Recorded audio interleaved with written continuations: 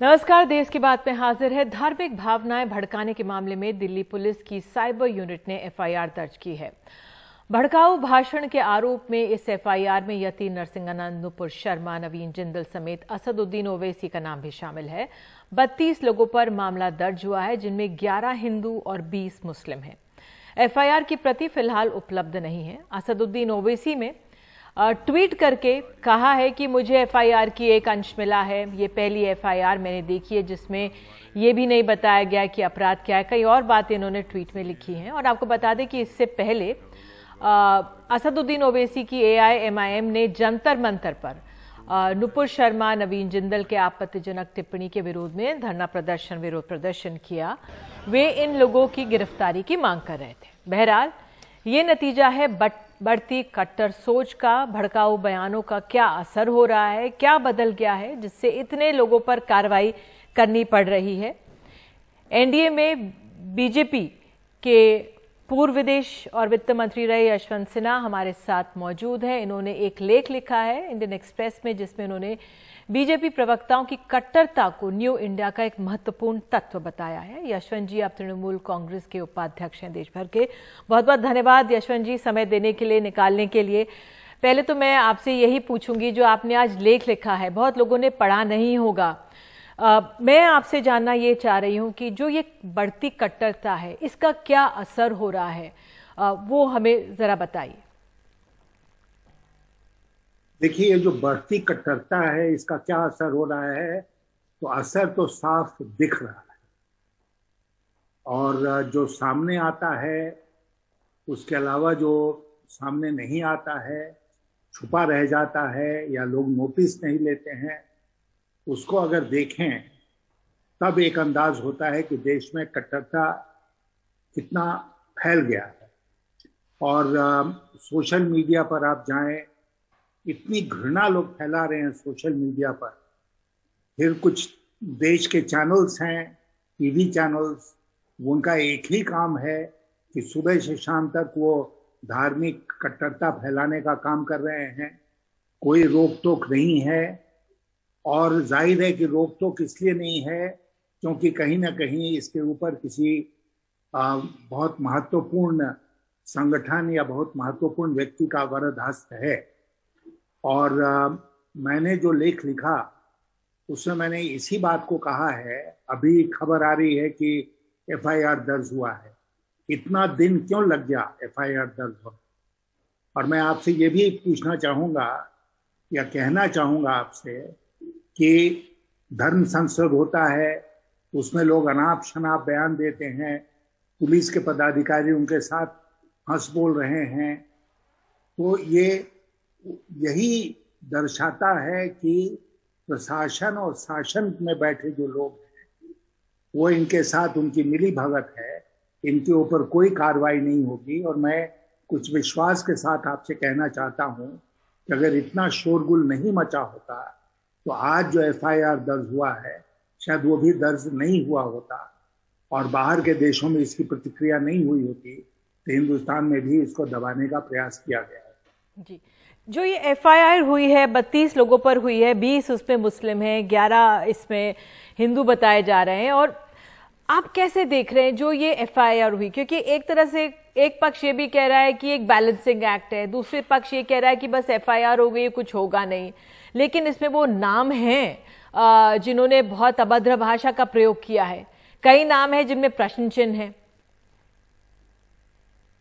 नहीं, बिल्कुल मुझे पूरी जानकारी नहीं है, लेकिन जैसा आपने मुझे बताया कि इसमें अधिकांश नाम माइनॉरिटी कम्युनिटी के हैं, कुछ नाम मेजॉरिटी कम्युनिटी के हैं। तो ये भी दिखाता है कि बैलेंस भी नहीं रखा गया। और अभी जो हाय तौबा मचा हुआ है, वो उन बयानों के चलते बचा हुआ है जो बीजेपी के ऑफिशियल प्रवक्ताओं ने दिया। किसी मामूली इंसान ने नहीं दिया। इधर उधर सड़क चलते आपने हमने कोई बयान नहीं दिया। ये टीवी के चैनल में बैठकर बीजेपी के ऑफिशियल स्पोक्स पर्सन ने ये बातें कही। तो फिर इसमें ये करने का क्या एक समानता बनाने की बात कि इधर से भी उधर से भी, और फिर माइनॉरिटी कम्युनिटी से ज्यादा लोगों के ऊपर केस करो जिसमें ये संदेश जाए कि उनके खिलाफ हम बहुत ज्यादा कठोर कार्रवाई कर रहे हैं, अपने लोगों को शायद हम हल्के ढंग से लेंगे। देखिए, एक बात मैं जो आपसे कहना चाहता हूं, ये कहना चाहता हूं कि लोगों का विश्वास उठ गया है, एक भारी क्रेडिबिलिटी गैप पैदा हो गई है भारत सरकार की मंशा को लेकर, और ये जब तक इस पर ठोस कार्रवाई नहीं होगी तब तक ये विश्वास का संकट जो है ये खत्म नहीं होगा इतनी आसानी से। बिल्कुल सर, मैं आपके लेख पर आऊंगी। मैं जिस तरह से आपने कहा कि ये क्रेडिबिलिटी समाप्त हो चुकी है, अगर अब एफआईआर हो जाती है, कल खबर आती है कि बीजेपी का जो नेता हर्षित श्रीवास्तव ने जो ट्वीट किया था उसको अरेस्ट किया जाता है, तो सरकार या प्रशासन, सत्ता में बैठे जो लोग हैं वो संकेत दे रहे हैं कि हाँ हम कार्रवाई कर रहे हैं। क्या ये पर्याप्त है? देखिए, कार्रवाई कर रहे हैं इसका तो उन्होंने प्रमाण उस समय भी दिया जब उन्होंने ये कहा कि नूपुर शर्मा और बाकी जो लोग थे वो लोग फ्रिंज एलिमेंट। तो फ्रिंज एलिमेंट को भारतीय जनता पार्टी का ऑफिशियल प्रवक्ता बनाकर इतने दिनों से क्यों रखा हुआ? और अभी भी जो कार्रवाई हो रही है वो हम देखना चाहेंगे आगे चल के कि उस कार्रवाई में कितना दम है। नहीं तो नाम के वास्ते कार्रवाई होगी तो फिर विश्वास का संकट और गहरा होगा, कम नहीं होगा। या आपने मेजॉरिटी कम्युनिटी से 2 लोगों को लिया और माइनॉरिटी कम्युनिटी से 10 लोगों को लिया तो उससे भी विश्वास का संकट बना रहेगा। इसलिए सरकार को बिल्कुल निष्पक्ष होकर पुलिस को कहना चाहिए, भाई अपना काम करो, कोई हस्तक्षेप नहीं होगा, और तब हम जज करेंगे कि पुलिस ढंग से काम कर रही है या नहीं कर रही। सर, आपने अपने लेख में जो वाजपेयी जी के दौरान, जब आप बीजेपी में थे, अब आप तृणमूल में, लेकिन वाजपेयी जी की सरकार के दौरान जो गौरवमयी इतिहास रहा है उसको याद किया है। आपने याद करा अपने लेख में किस तरह से जो G7 के लीडर्स की टेबल पे वाजपेयी जी को निमंत्रित किया गया। 98 में जो भारत ने परमाणु बम किए थे, दुनिया भर में कई सवाल उठे, लेकिन फिर 2000 में अमेरिकी राष्ट्रपति भारत दौरे पर आए, और किस तरह से आप जब विदेश मंत्री थे तो राष्ट्रपति ने आपको सबसे पहले बुलाया। तो आपने अपने लेख में लिखा है कि तब प्रचार नहीं होता था, काम होता था, अब क्या ज्यादा होता है। तो क्या लगता है कि आपको क्या लगता है, क्या ये बदलाव है? वो वाली बीजेपी और इस वाली बीजेपी में कितना बड़ा अंतर कैसे आ गया? उस वाली बीजेपी में और इस वाली बीजेपी में उतना ही अंतर है जितना जमीन और आसमान में। और मैंने केवल जिक्र 2-3 घटनाओं का किया है वाजपेयी जी के समय का, ये दिखाने के लिए कि उस समय अंतर्राष्ट्रीय स्तर पर भारत की कितनी प्रतिष्ठा थी, लेकिन उसका ढोल हम लोगों ने नहीं पीटा। हम लोग कहीं ये कहते हुए नहीं गए, टेलीविजन पर कोई लाइव नहीं दिखाया गया, वाजपेयी का नारा नहीं लगा, लेकिन फिर भी वाजपेयी जी के समय में देश की प्रतिष्ठा चरम पर और हम सबको उसका लाभ मिला। ये मैंने लेख में लिखा है। आज अगर उसका एक अंश भी सत्य होता तो पता नहीं, हम समझते हैं कि पता नहीं क्या होता, हम आसमान को जमीन पर, धरती पर लाते कि क्या करते जी। अब ये सोचिए कि जैसा मैंने अपने लेख में लिखा है कि क्वाड की मीटिंग होती है और मोदी जी बाकी जो 3 नेता हैं उनसे एक कदम आगे चलने का प्रयास करते हैं, और उसी पर लोग इतने फ्रेंजी में चले जाते हैं कि भावनाओं में बह जाते हैं कि चारों तरफ ये प्रचार होता है कि बस देखो दुनिया के सबसे बड़े नेता हमारे देश के प्रधानमंत्री जी बन गए। क्यों? क्योंकि वो सबसे आगे कैमरा में देखते हुए चल रहे हैं। इतनी छोटी छोटी बात का अगर देश में इस तरह प्रचार किया जाएगा तो जाहिर है कि कोई न कोई बहुत ज्यादा अंदर से परेशान है, और देश के सर्वोच्च पद पर बैठने के बाद भी कहीं न कहीं लगता है कि उनको विश्वास नहीं होता है कि हम देश के प्रधानमंत्री बन गए हैं। और जब तक इन सारी चीजों का जमकर प्रचार नहीं होगा तब तक शायद उनके अंदर वो कॉन्फिडेंस नहीं आएगा। सर, मैं आपसे जी, इसका तो मनोवैज्ञानिक एक अध्ययन होना चाहिए कि आखिर ऐसा क्यों हो रहा है। क्योंकि मैं मानता हूं कि जो बहुत ही इस तरह का व्यक्ति है जो जिसमें सेल्फ कॉन्फिडेंस, आत्मविश्वास बिल्कुल नहीं है, वही इस तरह की बात करेगा। जिसके अंदर आत्मविश्वास है वो अपने आत्मविश्वास को लेकर आगे बढ़ेगा और अपना प्रचार कराने की उसका आवश्यकता नहीं पड़ेगी। यशवंत जी, आपने अपने लेख में ये भी लिखा है कि किस तरह से जब मुस्लिम जो इंटरनेशनल समुदाय, अंतर्राष्ट्रीय समुदाय, खासतौर से जो मुस्लिम देश हैं, जब बीजेपी प्रवक्ता के बयान पर उन्होंने रिएक्ट किया 9 दिन बाद, तब जाकर सरकार इस मामले में चेती है। लेकिन आप ये भी तो देखिए, अब हाल ही में जो ईरान के विदेश मंत्री हैं वो यहाँ पे आए, प्रधानमंत्री से मुलाकात कर रहे हैं, राष्ट्रपति, उनके राष्ट्रपति हमारे प्रधानमंत्री से मिले, इसकी बात हो रही है। तो क्या कूटनीति पे इनका असर पड़ता है? जो मैसेजिंग होती है उसको आप कैसे समझाएंगे हमें? देखिए, मैं इस तरह समझाऊंगा कि एक जो वाकया था, एक इंसिडेंट था, उसको लेकर ईरान ने और अन्य देशों ने अपनी नाराजगी दिखाई। वो रिकॉर्ड पर है। उन्होंने हमारे राजदूत को बुलाया और अपना जो प्रोटेस्ट था वो दर्ज किया। लेकिन ये प्रोग्राम जो था ईरान के विदेश मंत्री का, ये बहुत पहले से बना होगा, ये उस बयान के बाद से नहीं बना होगा, और इसलिए देश में उनका स्वागत किया गया, करना भी चाहिए था। उन्होंने सारी फॉर्मेलिटी निभाई और सब लोगों से मिले, बातचीत हुई, तो उसमें कोई टूट इस प्रकार की नहीं। उन्होंने अपना दर्ज कर दिया प्रोटेस्ट, अपनी नाराजगी जो थी वो व्यक्त कर दिया। अब आगे बढ़े। आपने देखा होगा कि हमने भी अपने लेख के अंत में कहा है कि अब जो मुस्लिम राष्ट्र हैं जिन्होंने इस पर एतराज किया, उनको भी इस मामले को यहीं छोड़ना चाहिए और हम लोगों को आगे बढ़ना चाहिए।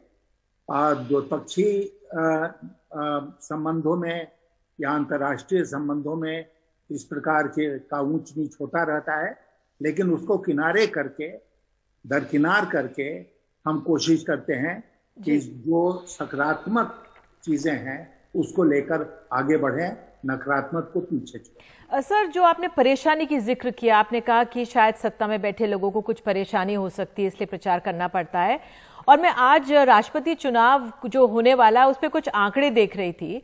अब एनडीए के जो अगर बात करें कि एक समय जो था कि 21 राज्य थे 2017 में जब राष्ट्रपति चुनाव हुए थे, और निर्वाचन जो मंडल था, अगर हम ग्राफिक्स दिखा सके जो हमारे पास तैयार है, 66% वोट थे। 2017 की बात कर रही हूँ। 70% आबादी का वोट था। देश में 76% क्षेत्र का वोट मिला था। लेकिन 2022 में सर इसमें कमी आई है। एनडीए के पास 17 राज्य हैं, करीब 50% आबादी का वोट है, 44% क्षेत्रफल का वोट है। महाराष्ट्र, तमिलनाडु, राजस्थान, छत्तीसगढ़, झारखंड में सरकार में हारी है बीजेपी। तो जो ये गिरावट देखी जा रही है, क्या इसका भी असर है जो हम इन कट्टरता पर जो झलकता है? बिल्कुल है, बिल्कुल है। मैं आपको बताऊं कि मेरे जैसा व्यक्ति, और 85 वर्ष मेरी उम्र हो गई, मैंने बहुत समय देखा है, और मैं ये कह सकता हूं कि इस देश का एक मिजाज है और वो कट्टरता को स्वीकार नहीं करता है। भारत ने कभी कट्टरता को स्वीकार नहीं किया है। ये इतिहास का एक उदाहरण है हमारे देश में कि हमने कभी भी कट्टरता को स्वीकार नहीं किया है, चाहे वो किसी धर्म की तरफ से कट्टरता की गई। और इसीलिए आज जो कट्टरता हम देख रहे हैं उसको भी देश स्वीकार करने को तैयार नहीं है। और आपने जो अभी आंकड़े दिए उससे साफ है कि बहुत सारा एक बड़ा भूभाग है इस देश का जहां पर लोगों ने इस कट्टरता वाली राजनीति को नकार दिया है। वहां पर कट्टरता वाली राजनीति करने वाले दल या भारतीय जनता पार्टी जो सबसे बड़ी ताकत है, उसको नुकसान हुआ है, उसको फायदा नहीं हुआ। और अगर एक बात मैं और आपसे कहूं कि कर्नाटका हो चाहे मध्य प्रदेश हो, इन लोगों ने वहां के सरकार के ऊपर जो कब्जा किया, एमएलएस का खरीद फरोख्त करके, एमएलएस का इस्तीफा करा के, वो प्रजातांत्रिक कतई नहीं था। अब वो जनादेश का अपमान था। लेकिन इतना जनादेश का अपमान हो रहा है, इतना सब कुछ गड़बड़ हो रहा है हमारे देश आज के दिन कि उसको लोगों ने चलने दिया, हम भूल गए उस बात को। लेकिन fact of the matter is कि हमारे देश में भारतीय जनता पार्टी ने जो थोड़ी बहुत नैतिकता बची थी राजनीति में, उसको भी सिरे से समाप्त कर दिया। यशवंत जी, आप हमारे साथ जुड़े हैं, आपने इतनी तमाम बातें कही, इसके लिए बहुत बहुत धन्यवाद। और वाकई में बहुत अहम है कि जो कट्टरता है वो देश में जो एक बड़ा तबका है लोगों का, वो स्वीकार नहीं करता है। बहरहाल देश की बात में हम आगे आपको ले चलेंगे मध्य प्रदेश। आखिर किस काम की है मध्य प्रदेश की स्वास्थ्य सेवाएं, इस पर भी एक रिपोर्ट दिखाएंगे।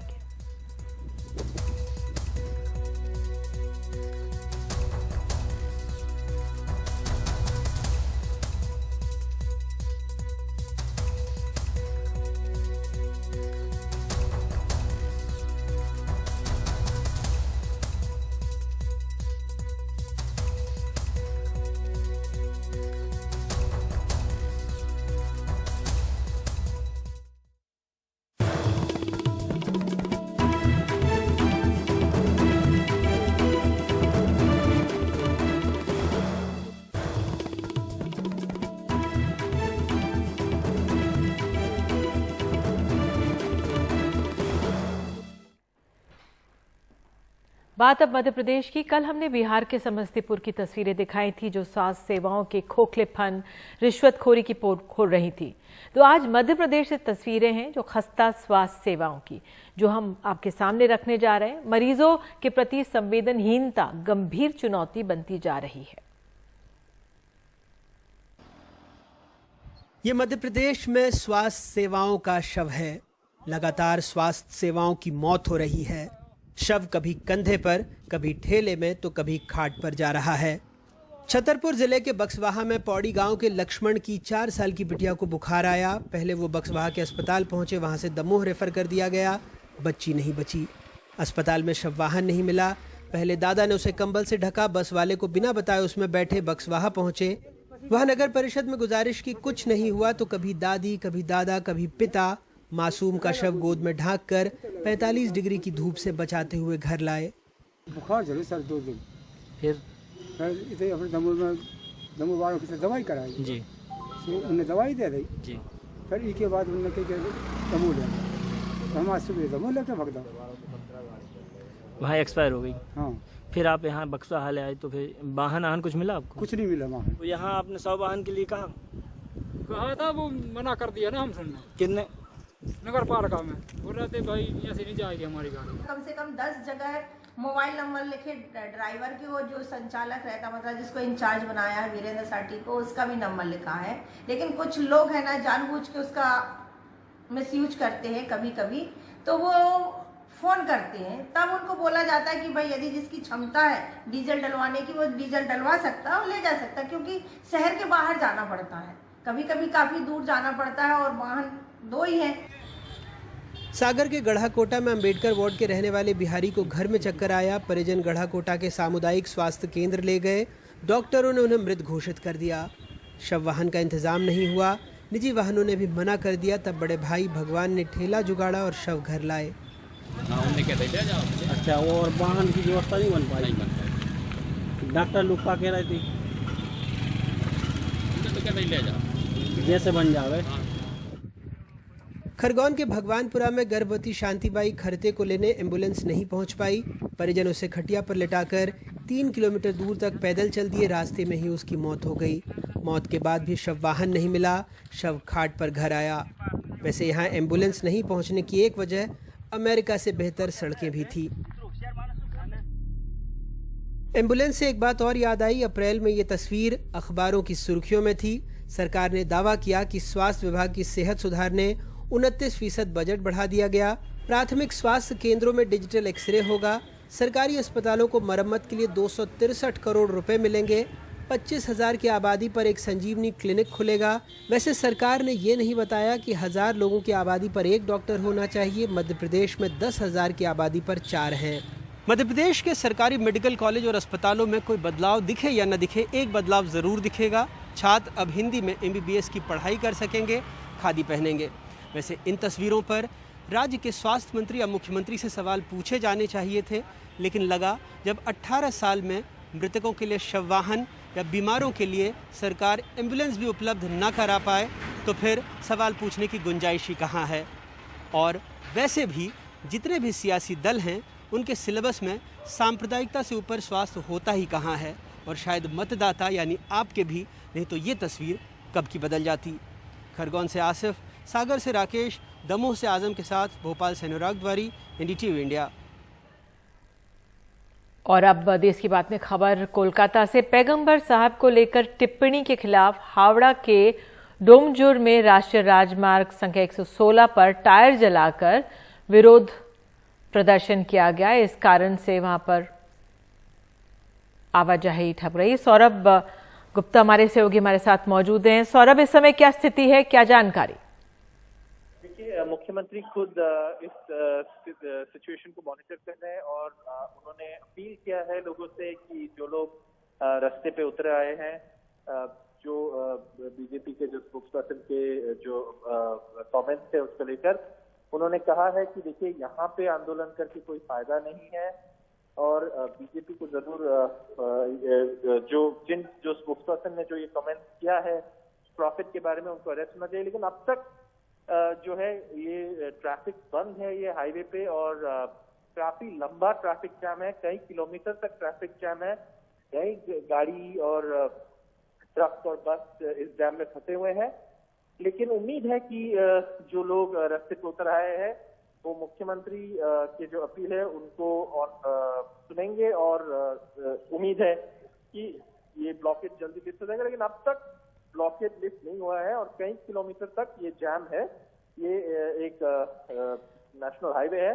बिल्कुल तो सौरभ, ये बहुत अहम है जो आप कह रहे हैं कि कई किलोमीटर लंबा ये जाम लगा हुआ है और आप कह रहे हैं कि काफी समय से यहाँ पे अगर ट्रैफिक रुका हुआ है तो प्रशासन क्या कह रहा है इसको खुलवाने के लिए, क्या और कितनी संख्या में यहाँ पर लोग मौजूद हैं?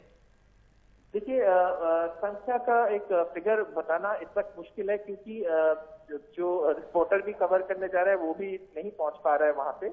लेकिन इतना लोग जरूर रास्ते पे है कि ट्रैफिक जो मूवमेंट है पूरी तरीके से बंद है और अपील किया जा रहा है एडमिनिस्ट्रेशन द्वारा कि पीसफुली जो लोग प्रदर्शन कर रहे हैं उनको कन्विंस किया जाए कि वो हट जाए रास्ते से और जो ट्रैफिक है वो शुरू हो जाए, क्योंकि ये काफी घटा हो गया। अब ये ब्लॉकेज है और यहाँ पे अभी भी कई, जैसे मैं बता रहा था, कई किलोमीटर तक ट्रैफिक जैम है। बिल्कुल सौरभ, बहुत बहुत धन्यवाद इस जानकारी के लिए। हालात पर नजर बनाए रखे, बता रहे थे किस तरह से हावड़ा के डोमजुर में राष्ट्रीय राजमार्ग जो 116 है वहां पर कई किलोमीटर लंबा जाम लगा हुआ है। बहरहाल एक छोटा सा वक्त है एक ब्रेक का, देश की बात में तुरंत लौटेंगे।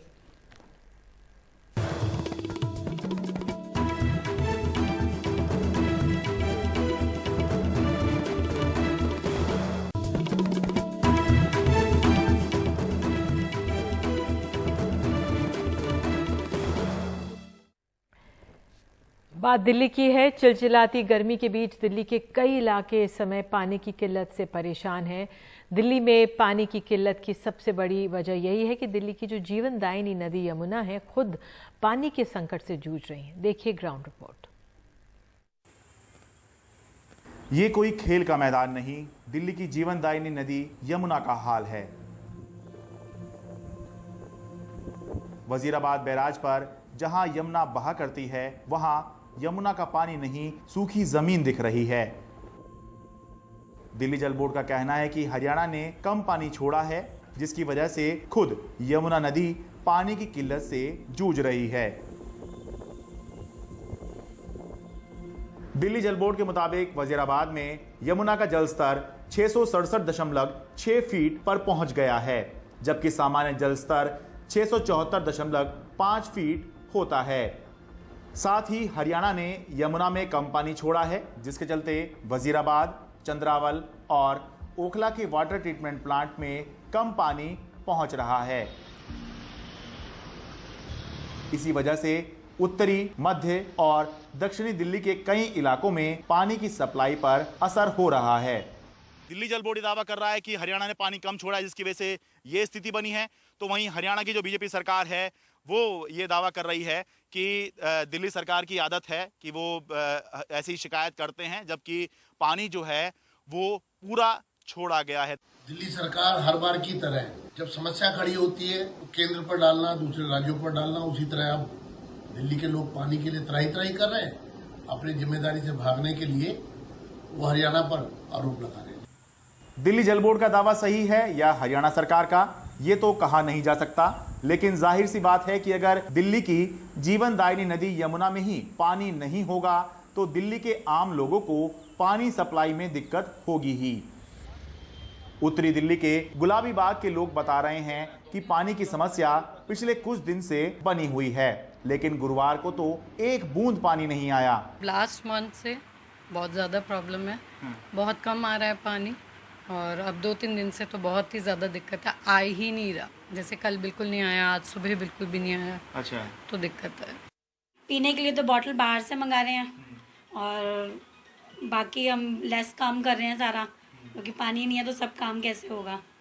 दिल्ली जल बोर्ड के मुताबिक दिल्ली में रोजाना 950 से 1000 MGD पानी पीने के लिए साफ होता है, जबकि इस समय लगभग 50 MGD पानी की कमी है। दिल्ली और हरियाणा के बीच यमुना के पानी को लेकर इस तरह का विवाद पिछले साल भी था, इस साल भी है। फिलहाल इस समस्या का एक ही त्वरित समाधान नजर आता है, बरसात जल्दी से आ जाए।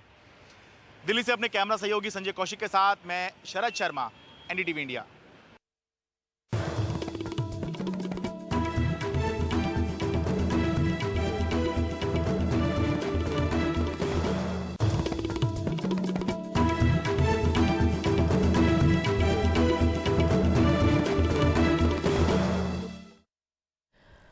बात अब कोरोना की। बीते 9 दिनों में मुंबई ने कोविड में तेजी से करवट ली है। आपको बता दें, रोजाना जो मामले आ रहे हैं पिछले 9 दिनों में 138% बढ़ गए हैं, और अस्पतालों में भर्ती होने वाले मरीज दोगुने हुए हैं, और एक्टिव जो कोविड के मरीज हैं 135% का इसमें इजाफा हो गया है।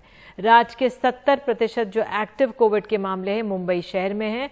मुंबई में 24 घंटे में 1702 नए मामले सामने आए हैं, एक ही मौत हुई है।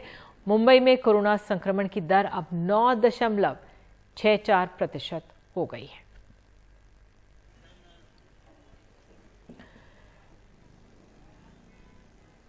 तो ये वायरस एक बार फिर से दस्तक दे रहा है। सचेत हो जाइए और जो कोरोना प्रोटोकॉल है उसका जरूर पालन करें। इसी के साथ देश की बात में इतना ही। नमस्कार।